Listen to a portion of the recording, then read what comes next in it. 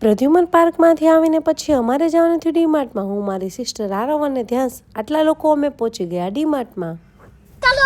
Hello everybody, Har Har Mahadev. કેમ છો કલેજા? બધા મજામાં? આપણે ડીમાર્ટમાં પહોંચીને સામાન લેવાની શરૂઆત કરી દીધી અને પહેલાં તો સૌથી પહેલાં આ લોકોને બેસાડી દીધા ટ્રોલીમાં. એટલે એ લોકો આપણે સામાન શાંતિથી લેવા દે. શાબાશ બેટા. ફિનાઇલ અને બાકી બધો ઘરનો સામાન લઈ અને પછી આપણે પહોંચી ગયા બિલ બનાવવા માટે. ત્યાં તો આ છોકરાનું ધ્યાન પડી ગયું ચોકલેટ ઉપર. પછી આ છોકરાને ચોકલેટ લઈ દીધી એટલે એ લોકો થઈ ગયા રાજી. અને પછી આપણે સાંજે ચાલ્યા જમવા માટે બારે. હવે આપણે જમવાનું ઓર્ડર કરી દીધું છે અને છોકરાઓને ફોન આપી દીધા છે. જમવાનું આવે એ પહેલાં જ અમને તો સાંભા ચટણી એટલા ભાવ્યા કે ઢોસા આવે એ પહેલાં જ અમે તો સાંભા ચટણી જ ખાવા માંડ્યા. ધ્યાસની ઢોસા બહુ ભાવે એટલે એ તો એની મેળાએ જ ખાવા માંડ્યું કે કોઈ ખવડાવે કે ન ખાવે, આપણે આપણી રીતે ખાવા માંડી.